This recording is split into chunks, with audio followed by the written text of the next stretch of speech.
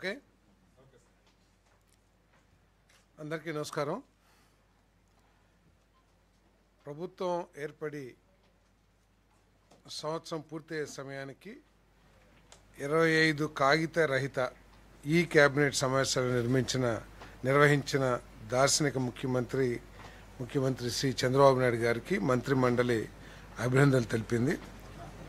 ఈ 25 మంత్రివర్గ సమావేశాల్లో రాష్ట్ర ప్రగతికి దిశానిర్దేశం చేస్తూ రాష్ట్ర అభివృద్ధికి, రాష్ట్రంలో పేద ప్రజల సంక్షేమానికి అనేక కార్యక్రమాలు తీసుకొచ్చిన ముఖ్యమంత్రి గారికి, అనేక సాహసోపేత నిర్ణయాలు తీసుకున్న ముఖ్యమంత్రి గారికి ప్రత్యేకంగా మంత్రి మండలి సభ్యులందరూ కూడా అభినందనలు తెలపడం జరిగింది. అదేవిధంగా ఉప ముఖ్యమంత్రి గారికి, మా ప్రీతమ యువనేత లోకేష్ గారికి అందరం కూడా ఈ సక్సెస్ఫుల్ 1 year గవర్నెన్స్కి అభినందనలు తెలియజేయడం జరిగిందని చెప్పేసి మనం చేస్తాను. మరి ఈరోజు జరిగిన మంత్రివర్గ సమావేశంలో ముఖ్యంగా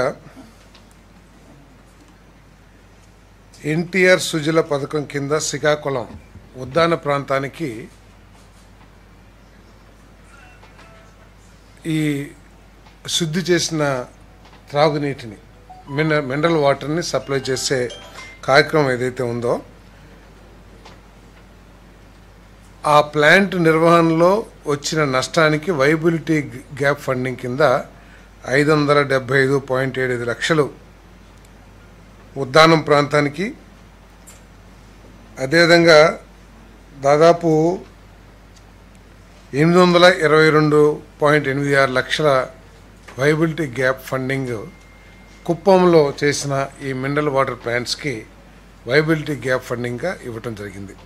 దీనికి కారణం ఏంటంటే ఎన్టీఆర్ మెమోరియల్ ట్రస్ట్ కింద గత ప్రభుత్వంలో, అంటే చంద్రబాబు నాయుడు గారు ముఖ్యమంత్రిగా ఉన్న ప్రాంతంలో ఈ ప్రాంతాలకి ప్రత్యేకంగా కిడ్నీ ప్రాబ్లమ్స్తో సఫర్ అవుతున్న ఉద్దానంలో వారందరికీ కూడా పరిశుభ్రమైన నీరు అందించాలని చెప్పేసి ఈ కార్యక్రమం ఎన్టీఆర్ సుజల సెవంతి కార్యక్రమం తీసుకుంటాం జరిగింది.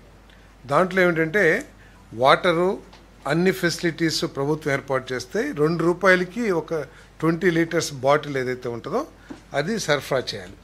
ఉద్దానం ప్రాంతానికి ఒక 13,000 బాటిల్స్, అదేవిధంగా కుప్పం ప్రాంతానికి 533 హ్యాబిటేషన్స్ని కవర్ చేస్తుంది. ఇది కుప్పంలో దానికి 40,000 టార్గెట్తో 40,000 బాటిల్స్, అంటే 20 లీటర్ల ఏమంటారు వాటిని, బాటిల్స్ అంటారా, బబుల్స్తో ఎస్టిమేట్ చేసి ఒక సంస్థకి ఇవ్వటం జరిగింది.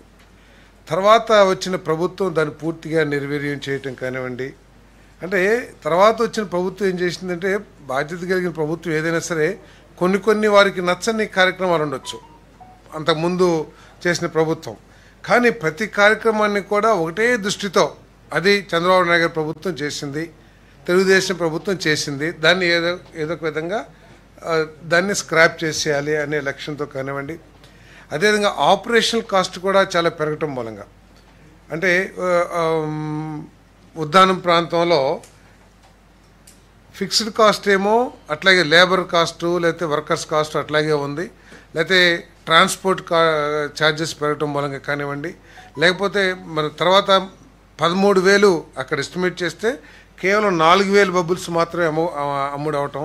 అదేవిధంగా కుప్పంలో 40,000 ఎస్టిమేట్ చేస్తే కేవలం 10,000, అంటే ప్రభుత్వం నుంచి ఎటువంటి సహకారం కానీ ఏమీ లేకపోవటం మూలంగా తీవ్రంగా నష్టపోవటం జరిగింది. ఆ నష్టం ఉద్దానం ప్రాంతంలో 575 లక్షలు, అదేవిధంగా కుప్పం ప్రాంతంలో 822 లక్షలు నష్టం జరిగింది. దీన్ని ఎస్టిమేట్ చేయడానికి ఏం చేసామంటే, తర్వాత O&M కింద ఎంత ఖర్చు అవుతుందని చెప్పేసి ఓపెన్ టెండర్స్ పిలిస్తే వాళ్ళు దీనికంటే కూడా చాలా ఎక్కువగా, దాదాపు దీనికి డబల్ కాస్ట్ కోట్ చేశారు. సో కాబట్టి వాళ్ళు అడిగింది రీజనబుల్గానే ఉంది, కాబట్టి 1 time సెటిల్మెంట్ కింద ఈ వైబిలిటీ గ్యాప్ ఫండ్ ఇవ్వడానికి నిర్ణయం తీసుకుంటాం జరిగిందని చెప్పేసి మనం చేస్తాను. కాంట్రాక్టర్స్, చిన్న కాంట్రాక్టర్స్, కంపెనీ పేర్లు తెలియదు. అదేవిధంగా కొత్త సంవత్సరం, మన సంవత్సరం పూర్తి చేసుకున్న సందర్భంగా ప్రభుత్వం వచ్చి 1 ఇయర్ అయిన సందర్భంగా 17 మంది యావజ్జీవ ఖైదీలకు క్షమాభిక్ష మంజూరు చేయడం జరిగిందని చెప్పేసి మనం చేస్తాను. భారత సుప్రీంకోర్టు ఎస్ఎల్పి క్రిమినల్ నెంబర్ 525/2021లోని ఆదేశాలకు అనుగుణంగా యావజ్జీవ ఖైదీల ముందస్తు విడుదలకు శాశ్వత మార్గదర్శకాలను జారీ చేసిన నేపథ్యంలో ఫిబ్రవరి 1, 2025 నాటికి అర్హులైన 17 మంది యావజ్జీవ ఖైదీలకు ప్రత్యేక క్షమాభిక్ష మంజూరు చేయడానికి హోంశాఖ చేసిన ప్రతిపాదన రాష్ట్ర మంత్రిమండలి ఆమోదం తెలియజేయడం జరిగిందని చెప్పేసి మనం చేస్తాను. నేను ఈ జీవిత ఖైదీలు ఎక్కువ కాలం శిక్ష పడిన వాళ్ళందరూ కూడా వాళ్ళ జీవితంలో మార్పు తెచ్చుకుని లేతే వాళ్ళు ఖైదీలకి పునరావాసం కల్పించాలని చెప్పేసి సమాజంలో పరివర్తనతో వాళ్ళ జీవితంలో మార్పు రావాలని చెప్పేసి ఈ క్షమాభిక్ష ప్రసాదించడం జరిగిందని చెప్పేసి మనం చేస్తాను. వీళ్ళు కానీ మళ్ళీ ఏదైనా క్రిమినల్ యాక్టివిటీస్లో కానీ చట్ట వ్యతిరేక పనుల్లో కానీ ఉంటే ఈ క్షమాభిక్షను రద్దు చేయడానికి కూడా ప్రభుత్వం నిశ్చయం తీసుకుందని చెప్పేసి మనం చేస్తాను. మరి ప్రభుత్వం ఈ జైల్స్ అన్నిటినీ కూడా రిఫార్మ్ చేయాలని ఈ ఖైదీల క్షమాభిక్షకు సంబంధించి ఖైదీల పరివర్తనకు సంబంధించి వీళ్ళందరూ కూడా ఏంటంటే అక్కడ లోకల్ పోలీస్ స్టేషన్స్కి రెగ్యులర్ టచ్లో ఉండి వీరి ప్రవర్తన మీద ఎప్పటికప్పుడు నిఘా సంస్థల ద్వారా కానివ్వండి లేదా పోలీస్ స్టేషన్ ద్వారా కానివ్వండి రిపోర్ట్స్ తెప్పించుకుని వాళ్ళని పర్యవేక్షించడం కూడా జరుగుతుంది. మరి భవిష్యత్తులో కూడా ఈ జైల్స్ని రిఫార్మ్స్ తీసుకురావాలని చెప్పేసి అన్నీ కూడా ప్రభుత్వం ఆలోచన చేస్తుందని చెప్పేసి నేను మనం చేస్తా ఉన్నాను. అదేవిధంగా 248 ఏపీఎస్పీఎఫ్లో 248 కానిస్టేబుల్ను హెడ్ కానిస్టేబుల్స్గా పదోన్నతి ఇవ్వడానికి మరియు కానిస్టేబుల్ సంఖ్యను 248కి తగ్గించడానికి హోంశాఖ చేసిన ప్రతిపాదనకు రాష్ట్ర మంత్రిమండలి ఆమోదం తెలిపింది. అదేవిధంగా వైఎస్ఆర్ జిల్లా పేరును వైఎస్ఆర్ కడప జిల్లాగా మార్చడానికి ఇప్పటికే జారీ చేసిన తుది నోటిఫికేషన్ను ధృవీకరించేందుకు రెవెన్యూ శాఖ చేసిన ప్రతిపాదనను రాష్ట్ర మంత్రిమండలి ఆమోదించడం జరిగిందని తెలియజేస్తాను. రాష్ట్రంలో ఆంధ్రప్రదేశ్ పోలీస్ అకాడమీ స్థాపన కోసం ఇప్పటికే 675 ఎకరాలు ఇవ్వటం జరిగింది. ఇంకా వారికి కావాల్సిన ల్యాండ్స్ని పెన్నవరెడ్డిపల్లి, నూగండుపల్లి, ఆగిరిపల్లి మండలంలో మొత్తం 94.497 సెంట్లు అంటే 94.5 ఎకరాలని మన హోంశాఖకు భూమిని ఉచితంగా బదిలీ చేయడానికి రెవెన్యూ శాఖ చేసిన ప్రతిపాదనకు రాష్ట్ర మంత్రిమండలి ఆమోదం తెలిపింది. ఏలూరు జిల్లాలో నిర్మించి తలపెట్టిన హైదరాబాద్ ఐ ఇన్స్టిట్యూట్కు మాజీ ఐఏఎస్ అధికారిని శ్రీమతి కాసర్నేని దమయంతి వారు దాన ప్రక్రియ అంటే గిఫ్ట్ ఇచ్చారు. ఒక 10 ఎకరాల 88 సెంట్లు భూమిని గిఫ్ట్ ఇవ్వడం జరిగింది. దానికి రిజిస్ట్రేషన్ స్టాంప్ డ్యూటీ ఏదైతే ఉంటుందో దాన్ని రిజిస్ట్రేషన్ ఫీజులు మినాయించేందుకు రెవెన్యూ శాఖ చేసిన ప్రతిపాదన ఆమోదించడం జరిగింది. దమయంతి గారు ఐఏఎస్ మీకు తెలిసి ఉంటుంది. ముఖ్యమంత్రి గారు కూడా వారిని ప్రత్యేకంగా అభినందించడం కూడా జరిగిందని చెప్పేసి మనం చేస్తాను. కేకే రాజు గారు పెదవేగి మండలంలో కార్మిక రంగ సంస్కరణలో భాగంగా పారిశ్రామిక సంస్థలపై విధి విధానాల కూర్పు భారాన్ని తగ్గించేందుకై పరిశ్రమల చట్టం 1948లోని 54, 55, 56, 59, 64, 65, 66 సెక్షన్లో కొన్ని నిబంధనలను ఆంధ్రప్రదేశ్ పరిశ్రమల సవరణ బిల్లు 2025 ద్వారా సవరించేందుకు కార్మిక ఫ్యాక్టరీలు, బాయిలర్లు మరియు బీమా వైద్య సేవల శాఖ చేసిన ప్రతిపాదనకు రాష్ట్ర మంత్రి మండలి ఆమోదం తెలిపిందని చెప్పేసి మనం చేస్తా ఉన్నాను. ఏమండి ఇదంతా ఏంటంటే మన ఎంప్లాయ్మెంట్ ఆఫ్ ఉమెన్కి సంబంధించి ముఖ్యంగా ఉంది. దీంట్లో ముఖ్యమైన ఏంటంటే 66(1)(b)లో సెక్షన్ 66(1)(b)లో restriction on women's right night time employment between 7 PM 6 PM ఇంతకుముందు చేస్తానికి లేదు.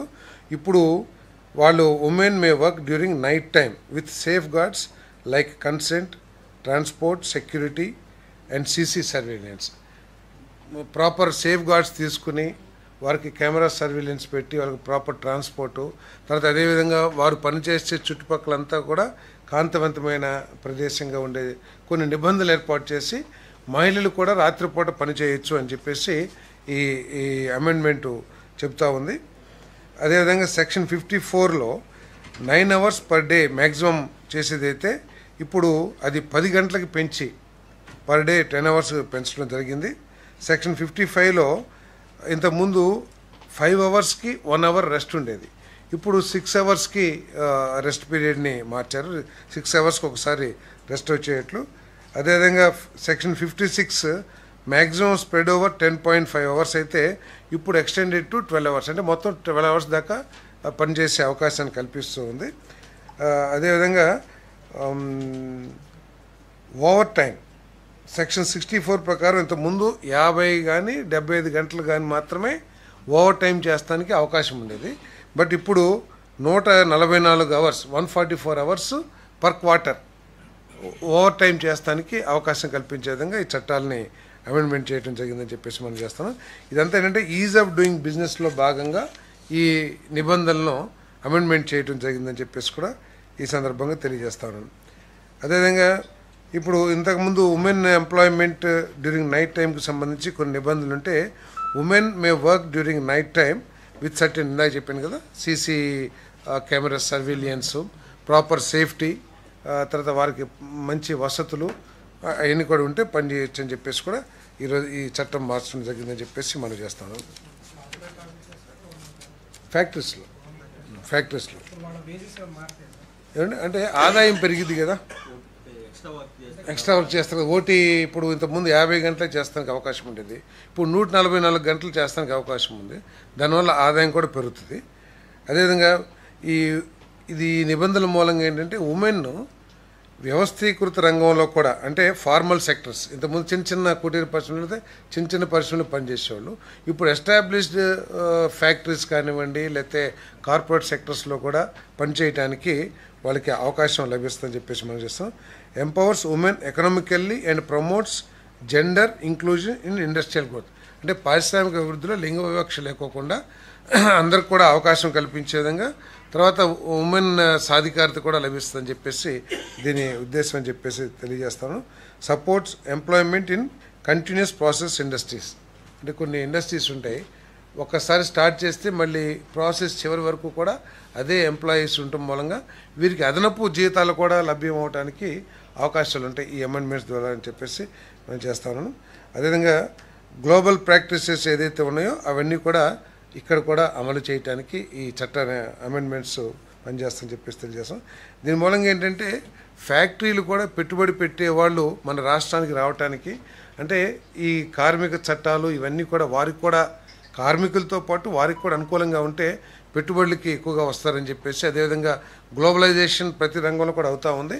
గ్లోబల్లో ఏ రూల్స్ అయితే ఉన్నాయో ఆ రూల్స్ని ఇక్కడ కూడా ఇంప్లిమెంట్ చేయడానికి ఈ అమెండ్మెంట్స్ తీసుకురావడం జరిగిందని చెప్పేసి మనం చేస్తాం. వాళ్ళు చేసే వాళ్ళకే ఇస్తాము. సరే, అదే మహిళలు చేయగలిగిన వాళ్ళే చేస్తారు. వాళ్ళు చేస్తానికి ఇప్పుడు ఇంతకుముందు చేసే ఇంట్రెస్ట్ ఉన్నా వారికి ఫిజికల్ ఫిట్నెస్ ఉన్నా కూడా చేయటానికి అవకాశం లేదు చట్ట ప్రకారం. కానీ ఇప్పుడు ఏంటి, ఒకవేళ సపోజ్ షీఈస్ క్యాపబుల్ ఎనఫ్ అనుకోండి, వాళ్ళ కుటుంబ పరిస్థితులు కానీ ఆమె పరిస్థితులు కానీ పని చేయడానికి దోహదపడేటైతే పని చేసుకుంటానికి అవకాశం కల్పించింది. స్పిన్నింగ్ వీల్ ఇవన్నీ సో ఇప్పుడు చట్టపరంగా వాళ్ళకి అవకాశాలు కల్పి ఏమండి, కార్మిక సంఘాలు ఏమి వ్యతిరేకించండి.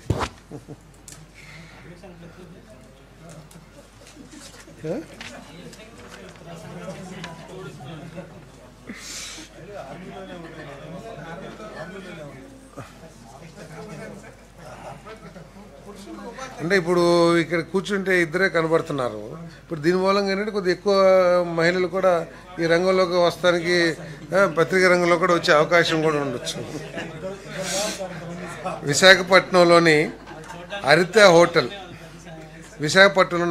హోటల్ యాత్రి నివాస్ ఆధునీకరణ చేపట్టిన పనులకు ఇప్పటికీ సవరించి అమలు పరిచిన పరిపాలన అనుమతులు ధృవీకరించేందుకు యూత్ డెవలప్మెంట్ టూరిజం మరియు సాంస్కృతిక శాఖ చేసిన ప్రతిపాదనకు రాష్ట్ర మంత్రిమండలి ఆమోదం తెలిపింది.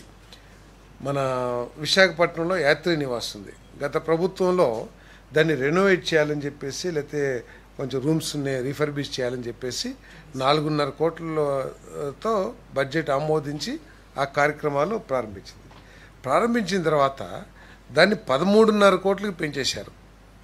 అవసరం ఉంటే పెంచితే తప్పులేదు, కానీ దానికి ఎటువంటి అనుమతులు, బోర్డు అనుమతి కానివ్వండి లేదా ప్రభుత్వ అనుమతి కానివ్వండి, ఏది లేకోకుండా నోటి మాటనే ఉత్తర్వులకు తీసుకుని 13.5 కోట్లు ఖర్చు పెట్టి దాన్ని రెనోవేషన్ చేసేసారు. ఇప్పుడు అంటే గత ప్రభుత్వం ఏ విధంగా నిబంధనల్ని కానివ్వండి, లేకపోతే వ్యవస్థలు కానివ్వండి, రూల్స్ కానివ్వండి, ఏ విధంగా లెక్క చేయని తనంతో పనిచేసిందో ఇటువంటి ఇవన్నీ ఉదంతాలన్నీ కూడా అద్దం పడుతున్నాయని చెప్పేసి మనం చేశాను. ఇప్పుడు దాన్ని ఈ ప్రభుత్వం రాటిఫై చేసింది. ఖర్చు పెట్టింది వాళ్ళు, నిబంధనలు అతిక్రమించింది ఆ ప్రభుత్వం, నిబంధనలు అసలు తొంగలో తొక్కింది ఆ ప్రభుత్వం. ఈరోజు 4.5 కోట్ల నుంచి 13.5 కోట్లకి ఏదైతే ఖర్చు పెట్టారో దాన్ని ఇప్పుడు ఆమోదించాల్సిన పరిస్థితి వచ్చింది. దాన్ని ఆమోదించడం జరిగిందని చెప్పేసి మనం చేస్తాను. ఇదని ఎంక్వైరీ చేశారు.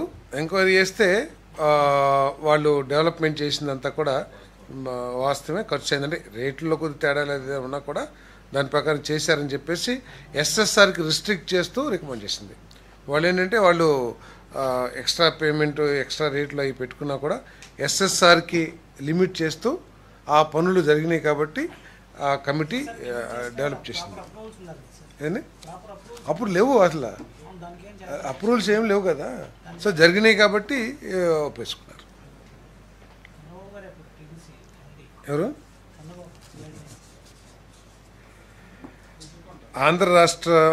ఆంధ్రప్రదేశ్ రాష్ట్ర క్వాంటమ్ మిషన్ స్థాపనకు ఐటీ, ఎలక్ట్రానిక్స్ మరియు కమ్యూనికేషన్ శాఖ చేసిన ప్రతిపాదనకు రాష్ట్ర మంత్రిమండలి ఆమోదం తెలిపింది.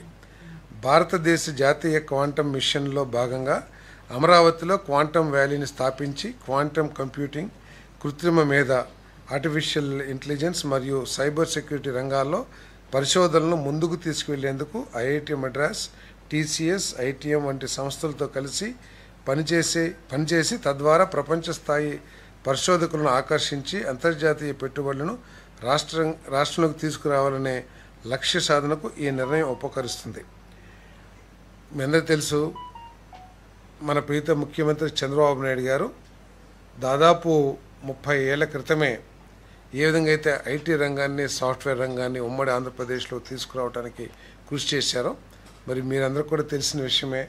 ముఖ్యమంత్రి గారు సాక్షాత్తు అమెరికాలో సిలికాన్ వ్యాలీ అన్ని సాఫ్ట్వేర్ కంపెనీలకు వెళ్ళి మన రాష్ట్రంలోకి సాఫ్ట్వేర్ రంగాన్ని తీసుకురావడానికి ఏ విధంగా ప్రయత్నం చేశారో ఇప్పుడు మళ్ళీ అటువంటి ప్రయత్నాన్ని క్వాంటమ్ వ్యాలీ స్థాపించడం ద్వారా, క్వాంటమ్ కంప్యూటింగ్ని ఇక్కడ డెవలప్ చేయడం ద్వారా ఈ రాష్ట్రాన్ని మళ్ళీ క్వాంటమ్ రంగంలో నెంబర్ 1గా తీసుకురావాలని చెప్పేసి ముఖ్యమంత్రి గారు ప్రయత్నం చేస్తూ ఉన్నారు.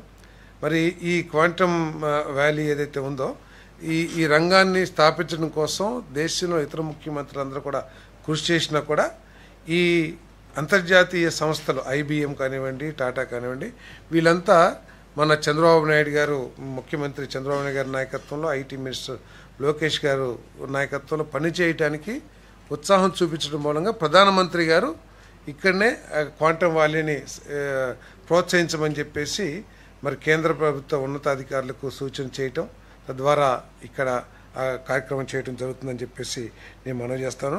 భారతదేశం క్వాంటమ్ కంప్యూటింగ్ రంగంలో 6th ప్లేస్లో ఉంటే భారతదేశంలో ఆంధ్రప్రదేశ్ నెంబర్ 1 స్థానంలో ఉందని చెప్పేసి నేను ఈ సందర్భంగా తెలియజేస్తున్నాను.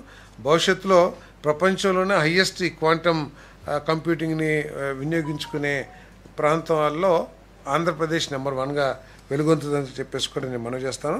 మరి క్వాంటమ్ కంప్యూటింగ్లో స్కూల్స్ దగ్గర నుంచి యూనివర్సిటీ వరకు కూడా దీంట్లో ఇన్వాల్వ్ అయ్యేట్టు, ఎందుకంటే అల్గారిథమ్స్ వాటన్నిటి కూడా డెవలప్ చేయడానికి యూనివర్సిటీలో స్కూల్స్ దగ్గర నుంచే విద్యార్థులకి తర్ఫీదు ఇవ్వటం కానివ్వండి, లేకపోతే యూనివర్సిటీలో రీసెర్చ్లు చేయటం కానీ ఈ మిషన్లో భాగం అని చెప్పేసి కూడా నేను మనవి చేస్తాను.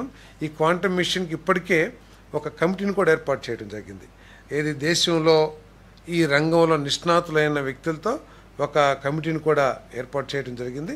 ఇది త్వరలో ఈ క్వాంటమ్ వ్యాలీని కూడా స్థాపించడానికి 50 ఎకరాలు 50 ఏకర్స్ మన అమరావతిలో కేటాయించి ఇక్కడ డెవలప్ చేయడానికి కూడా మరి చర్యలు తీసుకుంటున్నామని చెప్పేసి మనం చేస్తాను. భవిష్యత్తులో 5 నుంచి 10 సంవత్సరాలలోపు ఆంధ్రప్రదేశ్ ఈ రంగంలో నెంబర్ 1 స్థాయికి వెళ్ళి ఈ రాష్ట్రంలోని లక్షలాది మంది వేలాది మంది యువకులకి ఏ విధంగా అయితే సాఫ్ట్వేర్ రంగంలో మన తెలుగువారు ఉన్నత స్థానంలో ఉన్నారో ఈ రంగంలో కూడా ఉన్నత స్థానాలకు వెళ్ళి ఈ రాష్ట్ర ప్రగతికి ఉపయోగపడుతుందని చెప్పేసి కూడా ఈ సందర్భంగా తెలియజేస్తాను నేను.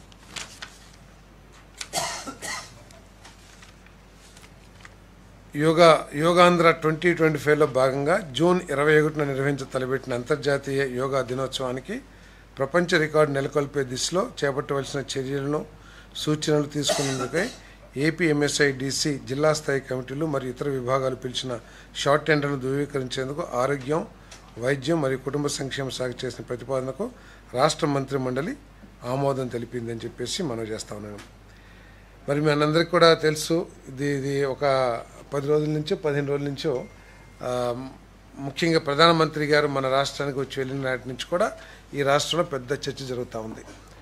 ముఖ్యమంత్రి గారి ఆలోచన, ఈ రాష్ట్ర ప్రభుత్వం యొక్క ఆలోచన ఏమిటంటే గతంలో వరల్డ్ రికార్డ్ సూరత్లో 153,000 మంది ఒకేసారి యోగా చేసి ఒక రికార్డు స్థాపించారు.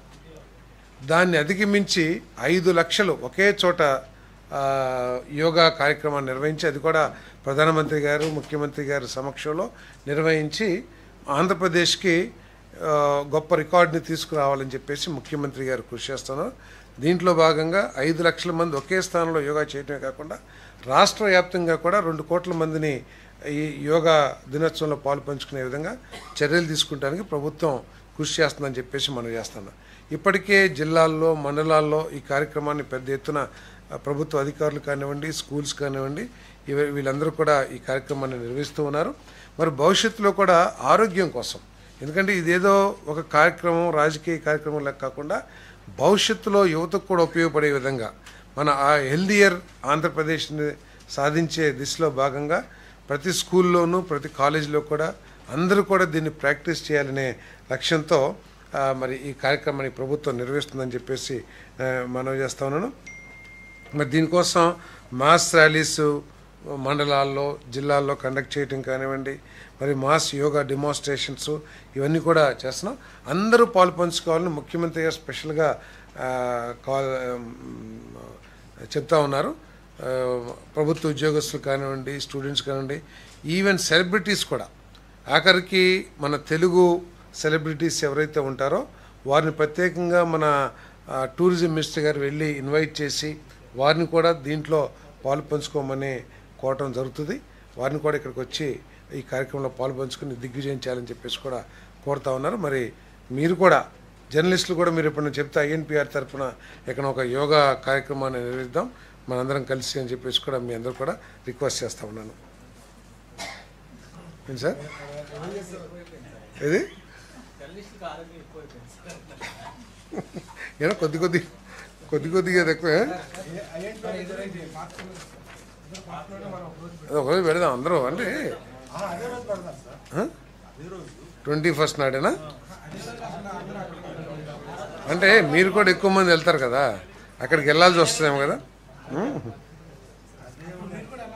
ప్లాన్ చేద్దాం మనం కూడా కూర్చుని ఒకరోజు జర్నలిస్ట్ మిత్రులందరూ కూడా కూర్చుని ఒకరోజు ఎక్కడ నిర్వహించాలో ఒకసారి ఆలోచన చేసి తప్పకుండా ఈ యోగా కార్యక్రమాన్ని నిర్వహిద్దామని చెప్పేసి మనం చేస్తాం. Andhra Pradesh economic cities promotion and development corporation limited ద్వారా ఎన్టీఆర్ జిల్లా వేమవరం గ్రామంలో జెట్ సిటీ వద్ద ఫ్లాటెడ్ ఫ్యాక్టరీ కాంప్లెక్స్ పనులు పూర్తి చేయడానికి రాష్ట్ర పరిశ్రమలు మరియు మౌలిక సదుపాయాల శాఖ చేసిన ప్రతిపాదనకు రాష్ట్ర మంత్రి మండలి ఆమోదం తెలిపిందని చెప్పేసి మనం చేస్తాను. దీని విషయంకి వస్తే 2017లో ఆనాటి ప్రభుత్వం అభివృద్ధి కోసం రకరకాల కార్యక్రమాలు చేసిన విషయం అందరికీ తెలిసిందే. జక్కంపూడి వద్ద, అంటే విజయవాడ జక్కంపూడి దగ్గర ఒక 3 టవర్స్ అంటే ఎఫ్ఎఫ్సి ఫ్లాటెడ్ ఫ్యాక్టరీ కాంప్లెక్స్ నిర్మించాలని చెప్పేసి 143 కోట్ల రూపాయల వ్యయంతో 3 టవర్స్ నిర్మించాలని చెప్పేసి ఆ రోజు పనులు ప్రారంభించడం కూడా జరిగింది. దీని ద్వారా ఏంటంటే 6,40,000 స్క్వేర్ ఫీట్ రావటమే కాకుండా 13,000 మంది స్కిల్డ్ అన్స్కిల్డ్ యువకులకి ఉపాధి అవకాశాలు కూడా లభించే అవకాశం ఉన్న ఈ సిటీస్ని గత ప్రభుత్వం, ఇందాక చెప్పాను నేను, కేవలం తెలుగుదేశం పార్టీ ప్రభుత్వం చంద్రబాబు నాయుడు గారు చేసిన కార్యక్రమాలను వ్యతిరేకించడమే లక్ష్యంగా పనిచేసిన గత ప్రభుత్వం దీన్ని 20.9 కోట్ల రూపాయలు ఖర్చు పెట్టిన తర్వాత కూడా దీనివల్ల ఉపయోగం ఏంటి, అసలు దీనివల్ల నష్టం ఉందా, ఇది రాజకీయ కార్యక్రమమా లేకపోతే యువకులకి ఉపయోగపడే కార్యక్రమాన్ని విచక్షణ లేకోకుండా దీన్ని దాదాపు 143 ఎకరాల్లో ఈ ఫ్లాటెడ్ సిటీస్ని మన ఎకనామిక్ సిటీస్ని ప్రమోట్ చేయాలని చెప్పేసి గత ప్రభుత్వం వేస్తే దాన్ని పూర్తిగా గాలికి వదిలేసింది. ఈరోజు మళ్ళీ ఆ కార్యక్రమాన్ని పునరుద్ధరించాలని చెప్పేసి ఏపీఐసి ద్వారా దీన్ని టేకప్ చేయాలని చెప్పేసి మరి ఏదైతే ప్రతిపాదన వచ్చిందో దాన్ని ఆమోదించడం జరిగిందని చెప్పేసి మనం చేస్తాను.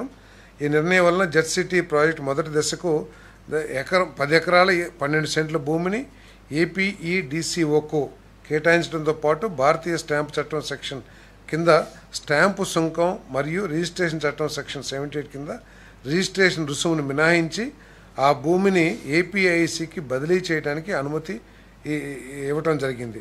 రాష్ట్ర అభివృద్ధి ప్రణాళిక కింద 20.39 కోట్లు ఏదైతే గతంలో ఖర్చు పెట్టిందో 5 సంవత్సరాలు కూడా ఆ పేమెంట్ ఇవ్వలేదు. ఆ పేమెంట్ ఇవ్వడానికి కూడా బిల్లు చెల్లింపుకు అనుమతించడంతో పాటు మిగిలిన టవర్ పని ఏదైతే 143 కోట్లు చెప్పానో ఇక్కడ ప్రజలందరూ కూడా ఆలోచించాల్సింది ఏంటంటే, సరే వాళ్ళు ఆపేశారు, అది ఆగిపోయింది కాదు. ఇది 13,000 మందికి అవకాశం. ఇప్పుడు సిటీస్ అన్నీ పెరుగుతున్నాయి. అమరావతి వస్తుంది, విజయవాడ సిటీ కూడా విస్తరిస్తూ ఉంది. యువకులు ప్రతి సంవత్సరం కూడా కొన్ని వేల మంది ఇంజనీరింగ్ గ్రాడ్యుయేట్స్ వస్తూ ఉన్నారు. వీళ్ళకి ఉపాధి కల్పించడం కోసం ఇప్పుడు టేకప్ చేస్తే గతంలో 143 కోట్లైన ప్రాజెక్టు ఈరోజు 300 కోట్లు అయిపోతుంది. కేవలం ఒక ప్రభుత్వం యొక్క విధ్వంసకరమైన ఆలోచనల మూలంగా లేకపోతే వ్యక్తిగత ఇష్టాయిష్టాల మూలంగా దాదాపు ఒక 200 కోట్ల రూపాయలు నష్టపోయే పరిస్థితి వస్తుంది. నష్టపోతమే కాకుండా ఈ 5 సంవత్సరాల్లో కొన్ని వేల మందికి ఉపాధి అవకాశాలు ఇప్పుడు మనం చూస్తూ ఉన్నాం. వేలాది మంది ఒక వారం రోజులేమో సాఫ్ట్వేర్ కంపెనీలు చేస్తున్నారు. వాళ్ళందరూ ఇంటికి వచ్చేసి వర్క్ ఫ్రమ్ హోమ్ అని చెప్పి చేస్తూ ఉన్నారు. వాళ్ళందరికీ కూడా ఇది ఒక ఫెసిలిటీ ఏర్పాటు చేస్తానికి కొత్త స్టార్టప్ కంపెనీస్ స్టార్ట్ చేయాలి. ఎందుకంటే 6.5 లక్షల స్క్వేర్ ఫీట్ కార్పెట్ ఏరియా వచ్చినప్పుడు ఏ విధంగా అభివృద్ధి చెందో ఒకసారి ఆలోచన చేయమని చెప్పేసి కూడా నేను మనవి చేస్తూ ఉన్నాను. అదేవిధంగా 175 నియోజకవర్గాల్లో 175 ఎంఎస్ఎంఈ పార్కులు డెవలప్మెంట్ చేయడం కోసం పరిశ్రమలు మరియు వాణిజ్య శాఖ చేసిన ప్రతిపాదన రాష్ట్ర మంత్రి మండలి ఆమోదం తెలిపిందని చెప్పేసి మనవి చేస్తాను. దీంట్లో ఏంటంటే ప్రతి నియోజకవర్గంలో ముఖ్యమంత్రి గారి ఆలోచన ఏంటంటే ఒక కుటుంబం ఒక పారిశ్రామికవేత్త. ప్రతి ఇంట్లో కూడా ఆ కుటుంబంలోని వ్యక్తుల స్కిల్స్ ఆధారంగా ఇప్పుడు ఒక్కొక్కరికి ఒక్కో రకమైన స్కిల్స్ ఉంటుంది. ఆ స్కిల్స్ను ఉపయోగించుకుని ఏ విధంగా పారిశ్రామికంగా అభివృద్ధి చేయొచ్చో వాళ్ళకి. అంటే పారిశ్రామికవేత్త అంటే 10 కోట్లు 20 కోట్లు 100 కోట్లు 30 కోట్లే కాదు. ఆయన స్కిల్స్ను ఉపయోగించుకుని అది 50 లక్షలో 20 లక్షలో తను ప్రారంభించుకుని వారు అభివృద్ధి చెందడానికి కావాల్సిన ఏర్పాట్లు చేయాలనేది ఈ ప్రభుత్వం యొక్క లక్ష్యం. ఈ ప్రభుత్వం యొక్క లక్ష్యం ఏంటంటే 20 లక్షల ఉద్యోగాలు యువకులకి అందించడమే కాకుండా 5 సంవత్సరాలు ప్రతి ఇంటి నుంచి కూడా ఒక ఎంటర్‌ప్రెన్యూర్‌ని తయారు చేయలేదు కూడా ఈ ప్రభుత్వం యొక్క లక్ష్యం. దాంట్లో భాగంగానే 175 నియోజకవర్గాల్లో అది 10 ఎకరాల నుంచి 100 ఎకరాల వరకు కూడా ప్రభుత్వ భూమిని సేకరించి వాటిని డెవలప్ చేయడానికి ఈరోజు ప్రతిపాదనలు పంపడం జరిగింది. దాంట్లో ఏంటంటే ఈ 175 పారిశ్రామిక వాడలు అభివృద్ధి చేయడానికి కావాల్సిన బడ్జెటరీ సపోర్టు 25, 26, 27, 28కి 475 కోట్ల రూపాయలు ఇంటర్నల్ ఇన్ఫ్రాస్ట్రక్చర్ కోసం, అంటే లోపల విద్యుదీకరణ పనులు కానివ్వండి, రోడ్లు కానివ్వండి, వాటర్ ఫెసిలిటీస్ కానివ్వండి, అవి ఏంటంటే ఆయా డిపార్ట్మెంట్లకి. ఇప్పుడు ఎలక్ట్రికల్ ఉందనుకోండి, ఎలక్ట్రికల్ డిపార్ట్మెంట్ చేస్తుంది. రోడ్స్ ఉన్నాయనుకోండి, పంచాయతీరాజ్ డిపార్ట్మెంట్ చేస్తుంది. ఆయా డిపార్ట్మెంట్లకి ఈ బడ్జెటరీ సపోర్ట్ ఇవ్వమని చెప్పేసి ఏదైతే ప్రతిపాదన చేసిందో దాన్ని ఆమోదించడం జరిగిందని చెప్పేసి మనం చేస్తాను. అదేవిధంగా బడ్జెటరీ సపోర్ట్ ఆఫ్ రూపీస్ 600 కోట్ల రూపాయలు eligible schemes to the departments, energy, మళ్ళీ పంచాయత్ రాజ్, వీటికే రూరల్ వాటర్, వీటన్నిటి కూడా ఎక్స్టర్నల్ ఇన్ఫ్రాస్ట్రక్చర్. ఎందుకంటే బయట నుంచి ఒక 130 kV సబ్ స్టేషన్ ఏర్పాటు చేయాలి, లేదా 33 kV సబ్ స్టేషన్ ఏర్పాటు చేయాలి. సో అదేవిధంగా వాటర్ ఎక్కడి నుంచో చెరువు దగ్గర నుంచి కానీ, లేకపోతే ఎక్కడైతే సోర్స్ ఉందో అక్కడి నుంచి తీసుకురా, వీటన్నిటికీ కూడా 600 కోట్ల రూపాయలు. అదేవిధంగా రెవెన్యూ డిపార్ట్మెంట్కి ఈ భూమిని బదలాయించడానికి కావాల్సిన నిధుల్ని ఏర్పాటు చేయమని చెప్పేసి కూడా ఏదైతే ప్రతిపాదన చేసిందో ఆ ప్రతిపాదనని ఆమోదించడం జరిగిందని చెప్పేసి మనం చేస్తున్నాం. ఇంకేమైనా కావాలా?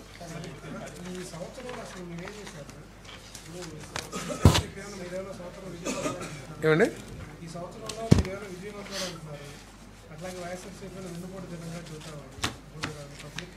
ఈ సంవత్సరంలో ఏం చేశారు అనే విషయానికి వస్తే, ఏదైతే సూపర్ 6లో కార్యక్రమాలు, సంక్షేమ కార్యక్రమాలకు సంబంధించి పెన్షన్స్ని 4,000 రూపాయలు దాదాపు 64 లక్షల కుటుంబాలకు ఇస్తున్నాం. ఇప్పుడు ఒకటే చిన్న కంపారిజన్ చేస్తున్నారు. గత గవర్నమెంట్ ఏదో సంక్షేమ కార్యక్రమాలు బాగా ఇచ్చింది, ఈ గవర్నమెంట్ ఇవ్వలేదు అంటున్నారు కదా. సరే, గత ప్రభుత్వం ఏమి ఇచ్చిందో ఒకసారి కనుక మీరు లెక్కేసుకుంటే యావరేజ్ 2,500 పెన్షన్ ఇచ్చింది అనుకుందాం. 12 నెలలకి 30,000 రూపాయలు, 30,000 రూపాయలు ప్లస్ అమ్మఒడి 13,000 రూపాయలు, అంటే 43,000 రూపాయలు. తర్వాత చేయూత ఒక 18,000 రూపాయలు, 61,000 రూపాయలు ఇచ్చింది. ఓకే, ఈ ప్రభుత్వం ఏమిచ్చింది? ఈ 11 నెలలు, ఇంకా 12 నెలలు పూర్తి కాలేదు మాకు. ఈ 12 నెలల్లో 4,000 లెక్కన 48,000 రూపాయలు పెన్షన్ ఇచ్చాం. బకాయిలు ఏదైతే 7,000 ఉందో 7,000 కలిపితే 55,000 రూపాయలు. 3 సిలిండర్లు ఉచితంగా ఇచ్చాం, 3,000 రూపాయలు, 58,000 రూపాయలు. అదే కానీ కొన్ని లక్షల మందికి ఆకలి తీర్చే కార్యక్రమం, అన్న క్యాంటీన్ ఖర్చు పెట్టాం. దాన్ని ఇంకా మా ఎంత ఖర్చు అనేది పర్ హెడ్ లెక్క లేదు, బట్ లక్షలాది మందికి ఆకలి తీర్చే కార్యక్రమం 58,000. తర్వాత ఇప్పటికీ మేము అనౌన్స్ చేసేసాం, ఏంటి, మన తల్లికి వందనం కార్యక్రమం ఏదైతే ఉందో ఉన్న పిల్లలందరికీ, కుటుంబంలో చదువుకునే పిల్లలందరికీ కూడా ఇస్తామని చెప్పాం. యావరేజ్ ఇద్దరు తీసుకున్నా కూడా 30,000 రూపాయలు ఇవ్వబోతా ఉన్నాం మేము తల్లికి వందనం కింద. 58,000, 30,000 కలిపితే 88,000 రూపాయలు అవుతుంది. తర్వాత జూన్ 20 తారీఖుకి కేంద్ర ప్రభుత్వం అన్నదాత సుఖీభవ ఏదైతే ఇన్స్టాల్మెంట్ ఇస్తానందో ఆ ఇన్స్టాల్మెంట్తో పాటు మేము కూడా ఒక ఇన్స్టాల్మెంట్ 5,000 రూపాయలు కలపబోతా ఉన్నాం. సో ఇవన్నీ కూడా అట్లా ఎవరు ఎక్కువ చేశారు సంక్షేమం అనేది కూడా ఒకసారి ఆలోచన చేయాలి. ఈ సంక్షేమంతో పాటు గత ప్రభుత్వం అన్నీ ఎగ్గొట్టే కార్యక్రమాలు చేసింది. రైతులకి 1,637 రూపాయలు ఏదైతే ఎగ్గొట్టిందో, 1,637 కోట్ల రూపాయలు ధాన్యం డబ్బులు ఏదైతే ఎగ్గొట్టిందో ఆ డబ్బుల్ని ఒకటేసారి రైతులందరికీ కూడా చెల్లించడం జరిగింది. అదేవిధంగా రోడ్లు ఏ విధంగా ఉండేయో మీ అందరికి కూడా తెలిసిన విషయమే. ఆ రోడ్లు ప్రత్యేకంగా దృష్టి పెట్టి దాదాపు 1,000 కోట్ల రూపాయలు పెట్టి మరి వాటిని కూడా రిపేర్ చేయటం, లేకపోతే ఏదైతే గుంటలు ఏదైతే ఉంటాయో ఆ గుంటలు పూడ్చే కార్యక్రమం చేశాం. మరి అదేవిధంగా విద్యార్థులకి ఎగ్గొట్టేస్తే వాళ్ళకి మేము ఫీజు రింబర్స్మెంటు, ఆ బకాయిలు కూడా తీరుస్తూ ఉన్నాం. అదేవిధంగా హౌసింగ్ డిపార్ట్మెంట్లో 2.5 లక్షలు ఉన్న యూనిట్ కాస్ట్ని 1,80,000కి తగ్గించి, అదేవిధంగా మరి గత ప్రభుత్వం చంద్రబాబు నాయుడు గారు ఎస్సీ ఎస్టీ బీసీలకి 50,000, 75,000, 1,00,000 రూపాయలు ఇస్తే దాన్ని కూడా ఎగ్గొట్టేయటం జరిగిన విషయం కూడా మీరందరూ కూడా ఒకసారి జ్ఞాపకం చేసుకోవాలి. ఇవన్నీ పక్కన పెడితే డెవలప్మెంట్ కింద గత అమరావతి శంకుస్థాపనలు ప్రధానమంత్రి గారితో చేపించాం. పనులన్నింటి కూడా నిధులన్నింటిని కూడా రెడీగా పెట్టుకుని అమరావతిని పూర్తి చేసే కార్యక్రమం చేస్తూ ఉన్నాం. అదేవిధంగా గత ప్రభుత్వంలో సాక్షాత్ ఇరిగేషన్ మంత్రి గారే పోలవరం ఎప్పటికి పూర్తయిద్దో చెప్పలేను అనే పరిస్థితి నుంచి బల్లగుద్ది 2027 డిసెంబర్ కల్లా మేము పోలవరం ద్వారా నీళ్లు తీసుకొస్తామని చెప్పేసే కార్యక్రమానికి ఈ ప్రభుత్వం తీసుకొస్తూ ఉంది. దీంతోపాటు దాదాపు 7 లక్షల కోట్ల రూపాయల పెట్టుబడులు. గతంలో పెట్టుబడిదారులు పారిశ్రామికవేత్తలు పారిపోతే ఈ రాష్ట్రం నుంచి, అంటే పారిపోయారని నేను ఏదో ఉపన్యాసం కిందో లేదా రాజకీయంగా చెప్పట్లా. నా కాన్స్టిట్యున్సీ పక్కన అశోక్ లేలాండ్ అనే కంపెనీ ఉంది. పూర్తిగా కొన్ని 100 కోట్ల రూపాయలు పెట్టి మొత్తం ఫ్యాక్టరీ నిర్మాణం కూడా చేశారు.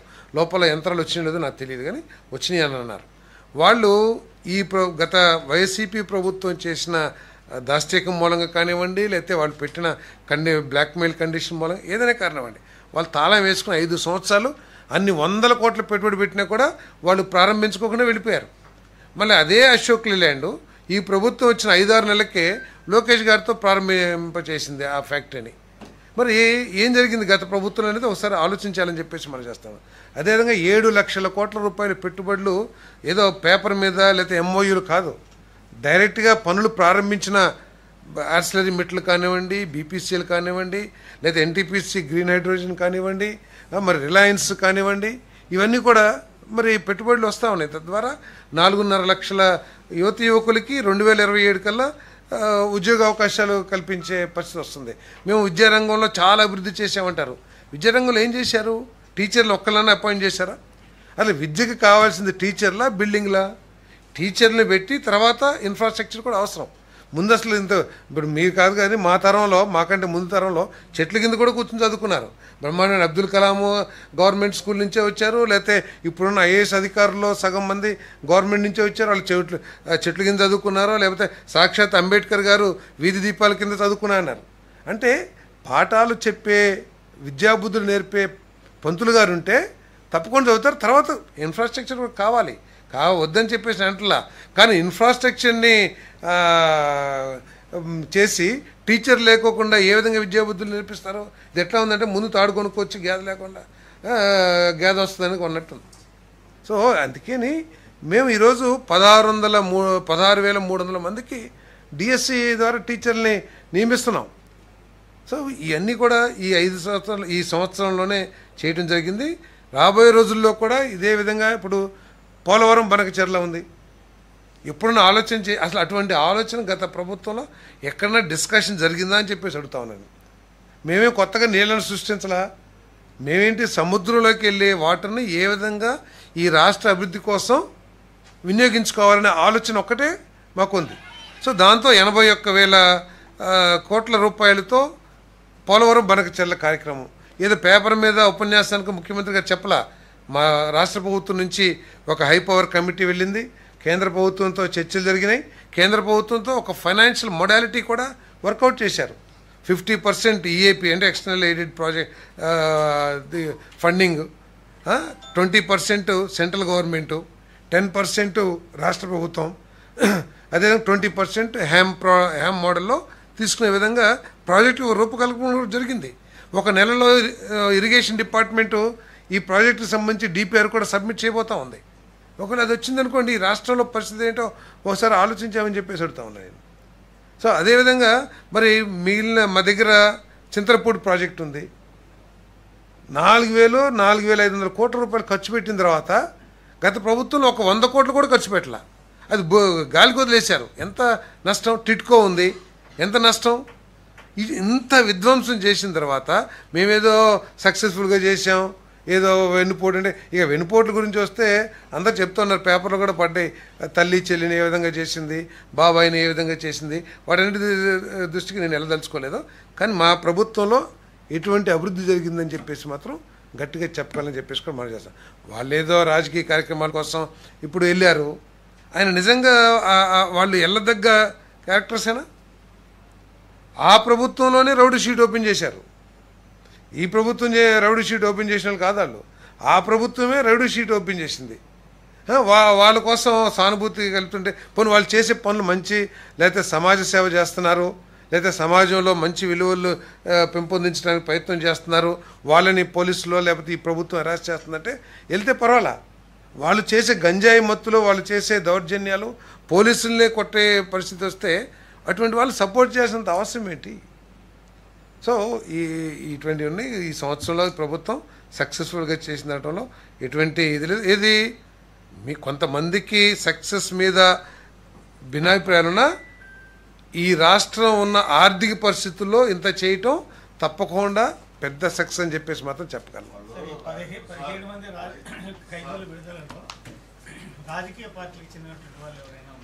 రాజకీయ పార్టీలు నిజంగా మీకు అసలు ఇది అధికారులు తయారు చేసిన లిస్ట్ మాత్రమే.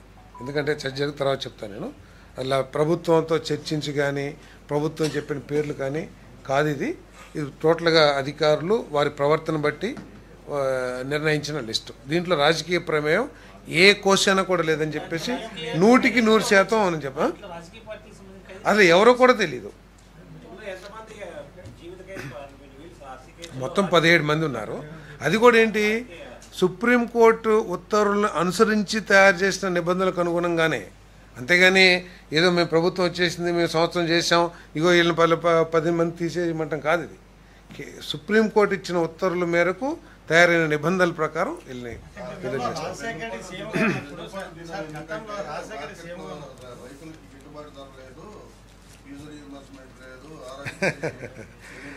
ఆరోగ్యశ్రీ గురించి వాళ్ళు మాట్లాడితే మీరందరూ కూడా వెళ్ళి, మీరు విలేకరులు మీకు అందరికీ యాక్సెస్ ఉంటుంది, ఏ హాస్పిటల్లో ఆరోగ్యశ్రీ టోటల్గా ఆరోగ్యశ్రీని ఆసరా చేసుకుని ఎంతమందికి వైద్యం చేశారో ఒకసారి కనుక్కోండి. గత ప్రభుత్వం ఎన్ని నెలలు ఆరోగ్యశ్రీ బిల్లులు చెల్లించకపోతే, ఎన్ని సంవత్సరాలు ఆరోగ్యశ్రీలో ఉన్న రేట్ల మీద రివ్యూ చేయకుండా ఉంటే ఏ హాస్పిటల్లో చేశారు? హాస్పిటల్ చేయకపోవడమే కాకుండా ఎవరన్నా వచ్చి సీఎం రిలీఫ్ ఫండ్ ఇవ్వమంటే, లేదు ఆరోగ్యశ్రీ పథకం ఉంది కదా మనం 800 చేసాం కాబట్టి మనం సీఎంఆర్ఎఫ్ ఇవ్వమని చెప్పేసి నిర్ద్వందంగా తిరస్కరించేవాళ్ళు. ఈరోజు ఆరోగ్యశ్రీతో పాటు కొన్ని వేల కోట్ల రూపాయలని కొన్ని వేల మందికి, నా నియోజకవర్గంలోనే దాదాపు 700 మందికి సీఎం రిలీఫ్ ఫండ్, ఎల్ఓసి ప్రభుత్వం హాస్పిటల్స్ ఏంటి, మీరు ఎల్ఓసి తీసుకొస్తే మేము చేస్తామన్నప్పుడు ఒకటే రోజులో 24 అవర్స్లో ఎవరు అప్లై చేసినా కూడా వాళ్ళకి ఎల్ఓసి ఇచ్చేసి ఎస్ ఒక 20 లక్షలు, ఇప్పుడే మా పిఏ చెప్తా ఉన్నారు 10 లక్షలకి ఎల్ఓసి వచ్చిందండి వాళ్ళు పిలిచి ఇచ్చేద్దామని. 20 లక్షలకు అతను ఖర్చు అవుతుంటే 10 లక్షలు ఎల్ఓసి ఇచ్చేశారు. అది అప్లై చేసుకో 24 అవర్స్, పొద్దునిస్తే సాయంత్రానికి ఎల్ఓసీలు కూడా ఇచ్చేస్తున్నారు. అదేవిధంగా కొన్ని వేల మందికి, నా నియోజకవర్గంలోనే 700 మందికి ఇచ్చారంటే మొత్తం రాష్ట్రంలో ఎంతమందికి ఇచ్చుంటారు? నాకంటే కూడా యాక్టివ్గా ఉండేవాళ్ళు ఎక్కువ మందికి రిక్వెస్ట్ చేసి తీసుకుంటూ ఉంటారు కదా. సో ఎందుకు ఇవ్వలేదు సీఎంఆర్ఎఫ్? ఒక్కళ్ళు కూడా ఇవ్వాల. పోనీ ఆరోగ్యశ్రీ ఎంత బ్రహ్మాండంగా జరిగిందని నన్ను ప్రశ్నించే మీరు ఎవరైనా సరే చెప్పగలరా? గత ప్రభుత్వంలో ఆరోగ్యశ్రీ బ్రహ్మాండంగా నిబంధనల మేరకు ప్రతి ఒక్క పేషెంట్కి కూడా ఆరోగ్యశ్రీ కిందే వైద్యం జరిగిందని చెప్పగలమా? సో జరిగిందని చెప్పేసి చెప్తే సరిపోద్దా? బకాయిలు చెల్లిస్తమే కాదు, సీఎంఆర్ఎఫ్ కానివ్వండి, ఎల్ఓసి కానీ కొన్ని 100 కోట్ల రూపాయలు ఖర్చు పెడతా ఉంది. అదేవిధంగా హాస్పిటల్స్ బిల్డింగ్స్ అన్నారు జిల్లాకు ఒక ఇదని, దాన్ని పూర్తి చేశారా? ఎక్కడన్నా ఎక్కడ చేయలే. దాన్ని ఏదో ఒక రూపంలో ఆర్థికంగా ఊబిలోకి నెట్టేసినా కూడా ఏదో ఒక రూపంలో ముఖ్యమంత్రి ఉన్న అనుభవాన్ని ఉపయోగించుకొని దాన్ని పూర్తి చేస్తానికి ప్రయత్నం చేస్తున్నారు, పీపీపీ మోడ్లోనో లేదా ఏదో ఒక రూపంలో. సో అందుకని ఏ రంగంలో కూడా ఇంకెందుకన్నారండి వెనుపోటీని రైతుల గురించి వారు మాట్లాడితే ఏం చెప్పాలి? మనందరి మధ్యలో మీ అందరికి కూడా తెలుసు, మీరందరూ కూడా రైతు కుటుంబాలే. ధాన్యం కొని 21 రోజుల్లో ఇస్తాను, మేము ఇప్పుడు 24 గంటల్లో 48 గంటల్లో ఇస్తామని చెప్తున్నాం. 40 గంటలు పక్కన పెట్టండి, వాళ్ళు అఫీషియల్గానే 21 రోజుల్లో ఇస్తానని చెప్పేసి 6-7 నెలలకు కూడా ఇవ్వకోకుండా 1637 కోట్ల రూపాయలు ఎగ్గొడితే ఆ డబ్బుల్ని మేము చెల్లించాం. నిన్న కోకో రైతులకి ధర సరిగ్గా రావట్లేదంటే మేము వెళ్ళి, నేను అచ్చెన్నాయుడు గారు కూర్చుని రైతులతోనూ పరిశ్రమల వాళ్ళతో, కోకో ఫ్యాక్టరీస్ ఉంటాయి కదా వాళ్ళతో మాట్లాడి, మీరు భరించినా సరే భరించకపోయినా సరే మీరు భరించమని చెప్పేసి మేము కోరాం. మీరు ఎప్పటి నుంచో తీసుకుంటున్నారు కదా, ఇంతకుముందు 900కి 800కి కొన్నారు కదా అని అంటే వాళ్ళు ఒప్పుకోకపోతే 50 రూపాయలు ప్రభుత్వం నుంచి చెల్లించడానికి సిద్ధమయ్యి మేము చేశాం. సో అదేవిధంగా మన పామ్ ఆయిల్ ఉంది, మీరు 12,000 రూపాయలు మీరు ప్రభుత్వంలో ఉన్నప్పుడు, ఈ ఒక్క సంవత్సరంలో ఈరోజు 20,000, 21,000, 22,000 రూపాయలు ఆదాయం, ఎకరానికి 1,00,000-1,50,000 వస్తుంది. మీరు కావాలంటే పామ్ ఆయిల్ పండించే రైతుల్ని మీరు ఎంక్వైరీ చేసి మీరు తెలుసుకోవచ్చు. సో మామిడి రైతుల కోసం ప్రత్యేకంగా ఒక కార్యక్రమాన్ని తీసుకుని ఇన్సూరెన్స్ ఇచ్చాం, మామిడికాయకి ఇన్సూరెన్స్ ఇచ్చాం. సో ఇవన్నీ కూడా రైతులు చేశాం. ఇప్పుడు పొగాకు ఉంది, గత ప్రభుత్వంలో అయ్యి మార్కెట్ కమర్షియల్ క్రాప్స్ అదేంటి ఎంత రిక్వైర్మెంట్ ఉందో అంతే తీసుకుంటారు. సో ఈసారి పోయినసారి ఒక 10,000 టన్నులకు ఉందనుకోండి, ఈసారి పోయిన సంవత్సరం మంచి రేటు ఉందని చెప్పేసి ఈ సంవత్సరం ఎక్కువగా వేసేయటం, దాని మూలంగా కొంత ఉంది. అది కూడా ఫ్యాక్టరీస్తో మాట్లాడి దాన్ని సరి చేయడానికి ఈ ప్రభుత్వం ప్రయత్నం చేస్తుంది. అమ్మడిస్తున్నాం స్కూల్ ప్రారంభమయ్యే లోపల ఒక రోజు చూసి, ఎందుకంటే ఒక కార్యక్రమం పెట్టాలి కాబట్టి 12వ తారీఖు లోపల కానీ లేకపోతే ఈ నెల జూన్ మాసంలో వేసేస్తాం, స్కూల్స్ ప్రారంభించే లోపల వేస్తాం. అసలు మేము ఏది చేసినా చిత్తశుద్ధితో చేస్తాము. ఏం చేసినా మీకు ఏంటంటే ఆ గత ప్రభుత్వం ఇంకా దాని హ్యాంగ్ ఓవర్ నుంచి బయటకు వచ్చినట్లేరు. ఏది 6 స్టెప్ వ్యాలిడేషన్ అని చెప్పేసి తర్వాత పెన్షన్ ఎగ్గొడతానికి 2 కుటుంబాలు కలిపేసి ఒకటే రేషన్ కార్డు ఇచ్చి అటువంటివన్నీ కూడా చెయ్యం. ఏమైనా సరే ఇస్తామని చెప్పాం కదా. అందరికి మీ ఎంతమంది ఉన్నారు చెప్పు నాకు. 3 ఉన్నారా? 3 కూతుర్లకి వస్తుంది చూడు. నీకు అర్హత ఉంటే నీకు వచ్చేస్తుంది 3 కూతుర్లు కూడా, ఎటువంటి డౌట్ లేదు. ఎస్ ఇది అట్లా కాదు, అంటే ఎంతమంది ఉంటే ఎంతమందికి ఇస్తాను ముఖ్యమంత్రి గారు చెప్తారు కదా, నేను కాదు. I'm not a policy maker. ముఖ్యమంత్రి గారు చెప్పారు అంటే నేను అదే అంటున్నా. నిబంధనల ప్రకారం నీకు అర్హత ఉంటే వస్తున్నా. నేను నిబంధనల ప్రకారం నీకు అర్హత ఉంటే ఎంతమంది పిల్లలు ఉంటే అంతమందికి ఇస్తామని చెప్తున్నాను. ఏమండి అది ఫైనాన్స్ డిపార్ట్మెంట్తో కూర్చుని ఫైనలైజ్ చేస్తారు.